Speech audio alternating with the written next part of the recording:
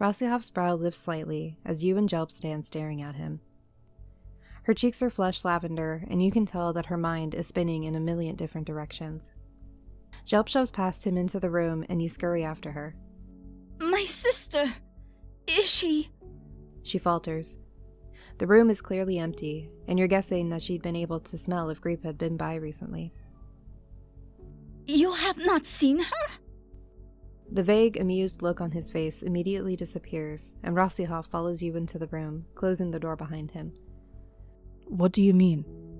She's gone? I thought that perhaps she had come to speak with you. Our greasy lord was very taken with her dancing at the festival, and he expressed his interest to the queen earlier this morning. Sister left the assembly, and I have not seen her since. Cal Grandi? Yes. He has a wife, hasn't he? Gjalep hesitates for a moment, worryingly biting her lip. He is seeking another, it seems. One that might have a better chance of producing children. What? No way. Well, the queen did rebuff him, but Griep did not hear their exchange. But the fact of the matter is, if the match was made, she would be expected to accept it. She would never accept a match to such a lumbering troll of a man. I do not want her to either. But you do not know our father. He will not tolerate disobedience. Oh, I know enough. Gerod is infamous among the Stormer Jotuna, and besides that, I have witnessed his hospitality myself. We don't have time to argue over the whole arranged marriage issue right now, you guys. We should try to find her first, and make sure she knows she isn't going to have to marry Rocky. Gjalep gives you a strange look, but Rostheehof nods. And Unga is right. I wouldn't want my little ice heart to run off without me. Your what? You heard me, Evidia. If your lovely sister decides to marry anyone, it is going to be me. She is in love with me, you know. But... Gjalep, it can wait. Let's go. I am nearly certain that I know where to find her. She'll likely be in the stables with her animals. I am not entirely sure I remember how to find them, however. I do. We'll have to tread carefully. Lady Scotty will be very displeased if she spies the three of us sneaking about the palace. If this entire Jotunheim adventure was a video game, you think, creeping through the hallways only a few minutes later, your heart in your throat, this would be a needlessly complicated side mission. Gjalep and Rostheehof are pretty good at sneaking around, and you can't help but be a little jealous of the fact that they're so damn graceful, despite being so much larger than you. You manage to reach one of the courtyards without attracting too much notice, and you soon find that the stables, like everything else on Jotunheim, are absolutely massive. Wait here a moment, and I will go to her. That idea seems completely objectionable to Gjalep, and her eyes narrow as she moves to block his path. I am her sister. And I have never disputed that. He sidesteps around her, and Gjalep radiates frustration as he slams the stable door closed in her face. You place a hand on her arm. Give them a second, Gjalep. I think they need it. I think they might need to have a conversation. But... Just trust me. She relents, nodding, but you can practically taste the anxiety seeping from her. Something else to worry about, you guess. Gjalep, what are the mountain giants like? Her lips purse. Not a good sign. They are... rougher. It will not be the same as it has been for you in the court. Those who dwell in the mountains only reluctantly acknowledge the authority of the king in Utgard. Jesus, does anyone get along on this planet? Divisions are very difficult to overcome in Unga. You must consider that some of the lords have been feuding for centuries now, and so the bad blood remains fresh. I suppose it is easier to let old things die on Midgard. She catches herself, flushing slightly. I am sorry. I did not mean to remind you of... It's okay. Humans get old and die. It's just a part of life. It doesn't offend me or anything. You tell her, even though your smile feels kind of forced. But it does sting, if you're being totally honest with yourself. Mortality sucks, you think. Hanging out with immortals all the time has gotta give you some kind of complex. If anything, though, Gjalep seems more upset than you are. She chews on her lip, looking like she's completely at a loss for words. You try to suppress a sigh. Great. Gotta comfort her by reminding us both that I'm gonna age and die. The fun never ends on Jotunheim. It's okay, I promise. So, the mountain giants don't have like a royal court, basically? No, that is to say, they preferred the court in olden days, before things became so cosmopolitan. That is considered cosmopolitan? Well, yes. Relatively, I suppose. But in the old days, the Ampersand... The frost giants, right? Yes. The Ampersand kings did not intermarry with the other clans in the old days, except occasionally with the Burgrasar warriors. The court was very stratified. And Burgrasar are... Those from the mountains. I am sorry, Inanga. You are very quick to pick these things up, and I sometimes forget that they are unfamiliar to you. No worries. But you are worried. I can smell it. It's a human expression. You reply quickly, slightly embarrassed. It would be nice if you could at least pretend to be calm and collected. I see.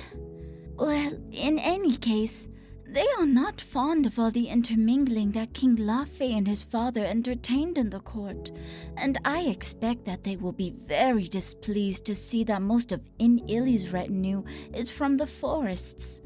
Many of them have not visited Utgard at all since Lafe died, and Queen Farbati began to shift the court to favor the lords of Javander. This planet is more trouble than it's worth. So we're just going somewhere else where everyone hates us then. Nothing out of the ordinary. A puzzled little smile appears on her face. I suppose that is true. The stable door creaks open, and Rostheehof steps out into the courtyard, a very abashed-looking Griep trailing behind him. Griep sighs, her shoulders slightly hunched. I did not mean to cause alarm. It is only... I needed a moment to myself. Gjalep launches forward to envelop her sister in a hug. You should know that the Queen Mother would not simply allow some burgesy to cut you off, sister. Particularly one such as called Grani. It is not only that. Then, what is it? She doesn't say anything, and neither does Rostheehof. In fact, he simply turns and leaves the courtyard, his face uncharacteristically blank. Oh, for the love of... these idiots. You think. Way more irritated than you should be, especially considering the fact that you're currently in the middle of a very messy not relationship yourself. Did Rostheehof tell you he loves you, Griep? She nods, her face crumpling.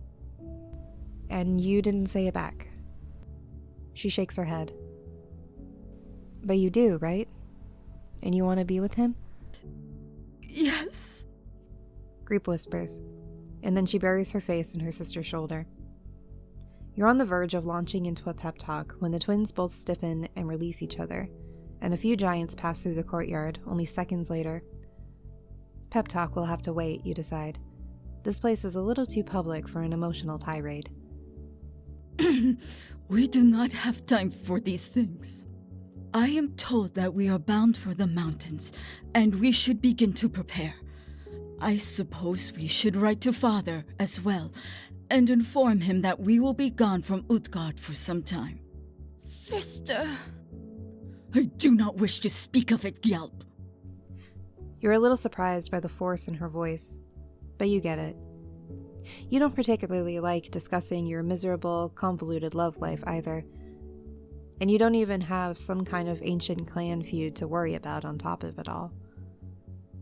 There's an awkward tension in the air as the three of you make your way back to their room, but Gjalep doesn't press the issue, and neither do you.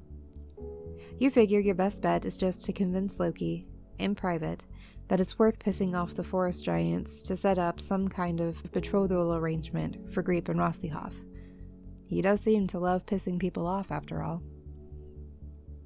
Yes, it's best to just get Loki to deal with it, you decide, and you square your shoulders, a new spring in your step, a strategic kiss or two, and he can't possibly say no.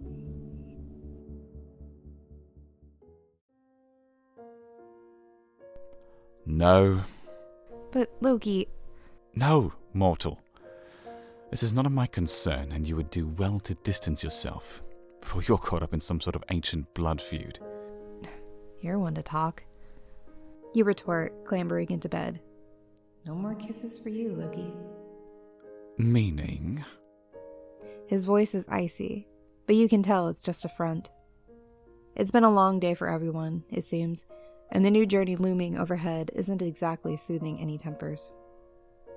Meaning you never seem to have any problems stirring up trouble when it benefits you. I am not the god of forbidden romance, believe it or not. If they wish to run off together, then they will have to accept the consequences that may follow. You throw a pillow at him and he swats it away, depriving you the satisfaction of seeing it smack into his perfect, infuriating face. You should be more concerned with yourself. Don't you want to know what this trip to the mountains will entail? Not particularly. Loki seems surprised, and he pauses on the edge of the bed, his vest half unbuttoned. No? No, it's going to suck, like basically everything on this planet sucks. So why even bother worrying about it? Hakuna Matata. What? Nothing. Anyway, I would really appreciate it if you'd, at least suggest the idea that maybe marrying storm giants isn't the end of the world. Ah, but that would require begging a favor of Skadi. I thought that you did not want me to owe Skadi any favors. His eyes glitter, like he thinks he's got you in a checkmate. Talk to the queen, then. Sighing, Loki returns to unbuttoning his vest, which he carelessly discards at the foot of the bed before joining you under the blankets. You have no intention of letting this be, do you? You're going to plague me with your moods until the end of days if I do not interfere, aren't you? Maybe. A tiny hint of something like pride flickers in your chest, and Loki drags you down beside him, curling around you like a very enthusiastic vine. I will see what I can do, but it will have to wait until our return. And I make no promises. He says, his face pressed against your hair. Good. Thank you, Loki. You say, wiggling back against him to get comfortable. He tenses and you freeze, realizing a little belatedly that maybe your wiggling was getting a little too enthusiastic. Still, the little voice in the back of your head keeps whispering, demanding more touching. So you do something that, in hindsight, seems embarrassingly needy.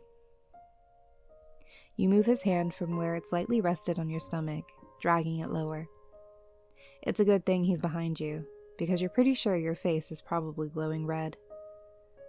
Loki takes a sharp breath, but he doesn't resist, and you're almost certain that you're feeling his heart race alongside your own. Any further thoughts of seduction evade you, and you clear your throat, simply holding his hand, which you're relieved he doesn't jerk away. That's a good sign, right? We got interrupted earlier. In the bath, I mean. I remember. His voice is quiet, and his thumb strokes lightly over the fabric of your leggings. The faint touch only makes things much, much worse. We only have a few hours before we'll have to leave the palace. We should sleep. I can sleep in the sleigh. But I cannot. He replies, and you can hear the smile in his voice. You feel kind of guilty then, because he's right. Your life here on Jotunheim might be stressful, but at least you just get to sit around and hide behind other people most of the time. He's got to keep up with a million different people, and most of them hate him. Oh, I'm sorry, I didn't... You should be. His thumb hooks the waistband of your leggings and drags them down slightly, and you think that your heart might have completely stopped. All of this chatter when I want nothing more than rest. But I know how to quiet you. That's it. I'm officially dead. His voice is too much. Oh well, it was a good life. Loki caresses you with an almost painful slowness, and your teeth dig into your lips as you valiantly attempt to fight back a groan. He's doing it on purpose. You're certain of it. Loki. Hush. He tells you, but he says it gently, more of a soothing reassurance than a command. You melt into his arms. Distantly, you feel more than a little guilty that he's taking care of you, considering the fact that you've intentionally been trying to turn him on at any chance that you get. You're eager to return the favor, but the second you try to turn towards him, his other arm tightens around you, locking you in place as he shushes you again. He whispers your name and kisses your ear when you come, and mixed in with all of the lust and satisfaction, the sensation of pride is still flickering in your chest. It must be his, you realize. Just sleep, he says, and you do. When you wake up, you're exceptionally groggy. You're also moving, and it takes your brain a second to process this, resulting in you smacking your head against the wooden wall that had the audacity to appear right beside you sometime during the night. Cursing, you flail in your tangle of blankets, wondering if you've just been kidnapped. But no. Griep's face appears in the flicker of lamplight only a few meters away, and you realize that you're back in the sleigh that's either the same one you took to the Iron Forest or an uncanny replica. Did that asshole put a spell on me? The king did not say, but you have been asleep for some time. Oh, typical. You finally manage to untangle yourself from the blankets, kicking them aside with more force than was necessarily required. Where is he? The king? He is in his sleigh, with Prince Bylister and Lady Skadi. My sister is with them at the moment as well. Why is it so dark? Shouldn't the sun have risen by now, if it's only been long enough for you to set out on some stupid cross-realm journey? Your temper flares. What about Heodor and Rostheehof? They stayed behind. Great. Fewer friendly faces around to make sure no one kills me. How long have we been on the road? Around a day. A day? I've been asleep for a day and nobody was concerned?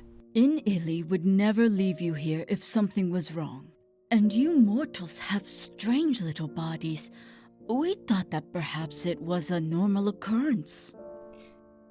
It actually feels like you've been asleep for a week, and your head feels clearer than it has in a long time. And while your muscles are slightly achy, it's a satisfying kind of ache, like the kind that follows a good workout. Why would he do that? Why would he keep me asleep? You ask her as she settles down beside you.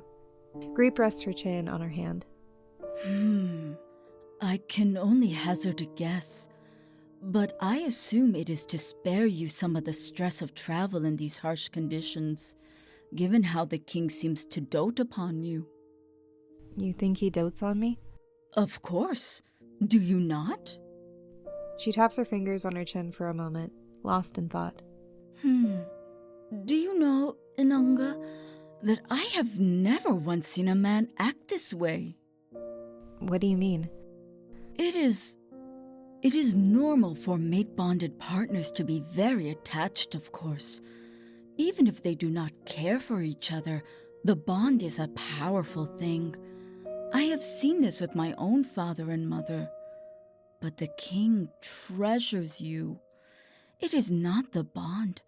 It is his feelings. Do you understand? You can't seem to find any words.